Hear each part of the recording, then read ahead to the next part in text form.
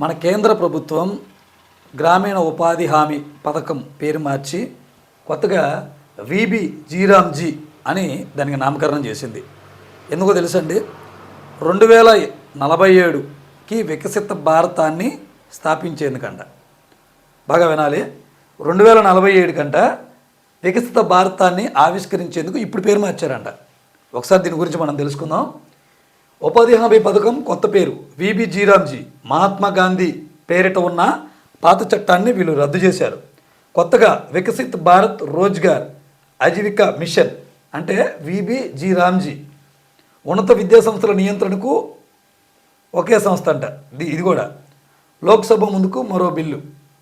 ఇక వివరాల్లోకి వెళితే, మహాత్మా గాంధీ జాతీయ గ్రామీణ ఉపాధి హామీ పథకం చట్టం ఎంజీ నరేగాను రద్దు చేస్తూ దాని స్థానంలో ఒక కొత్త చట్టాన్ని కేంద్ర ప్రభుత్వం ప్రతిపాదించింది. అదే వికసిత్ భారత్ రోజ్గార్ ఆజీవికా హామీ మిషన్ అంట. గ్రామీణ్ అంటే వీబీజీ రామ్జీ బిల్లు 2025 పేరుతో దీన్ని లోక్సభ వ్యవహారాల అనుబంధ జాబితాలో సోమవారం పొందుపరిచారు.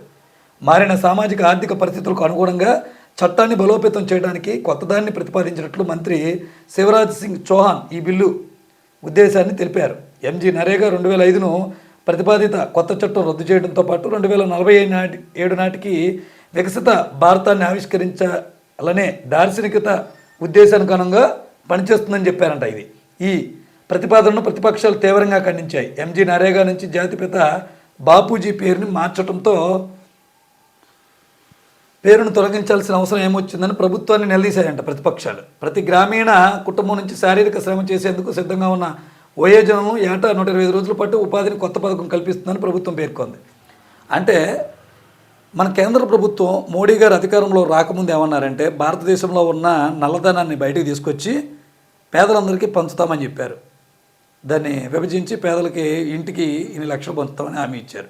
మరి ఆ నల్లధనం ఏమైపోయిందో తెలియదు, ఆ పంచడాలు ఏమైపోయినాయో తెలియదు. సరే, దాన్ని వదిలేద్దాం, అది సాధ్యంగా అంది. ఎందుకంటే వాళ్ళకు కూడా నల్లధనం ఉంటుంది అక్కడక్కడ, వాళ్ళ నాయకులు కూడా. సరే, తర్వాత స్వచ్ఛ భారత్ అని చెప్పి తీసుకొచ్చారు. అంటే చెత్త ఎక్కడా కనపడకుండా దాన్ని క్లియర్గా ఉంచేలాగా, ప్లాస్టిక్ చెత్తను నిషేధించేలాగా. అంటే ప్లాస్టిక్ కవర్లు కావచ్చు, సంచులు కావచ్చు, ఏవైనా కానీ దాన్ని నిషేధిస్తానన్నారు. కానీ ఆ స్వచ్ఛ భారత్ వీళ్ళు కరెక్ట్గా నిర్వహిస్తున్నారా? ఎక్కడ చూసినా ఊళ్ళలో చెత్తే ఉంది. ఈ చెత్తని నియంత్రించడానికి స్వచ్ఛ భారత్ ఎలా తెచ్చారో 2047 నాటికి వీళ్ళు ఈ వికసిత భారతాన్ని ఆవిష్కరిస్తామన్నది కూడా అంతే నిజం. పథకాలు పేరు మార్చగానే సరిపోదు, ఉన్నదాన్ని సక్రమంగా ఏడిస్తే చాలు. మనకు అది చేత కాదు. వాళ్ళు వచ్చినా, కేంద్రం వచ్చినా, రాష్ట్రం వచ్చినా, ఏదొచ్చినా కానీ ఆ పేర్లు మార్చుకోవటం, దాన్ని ఇచ్చేయటం. ఇప్పుడు దాన్ని బోల్డన్ని ఈ పథకం మారితే బోల్డన్ని చట్టాలు ఇవన్నీ మార్చాలి.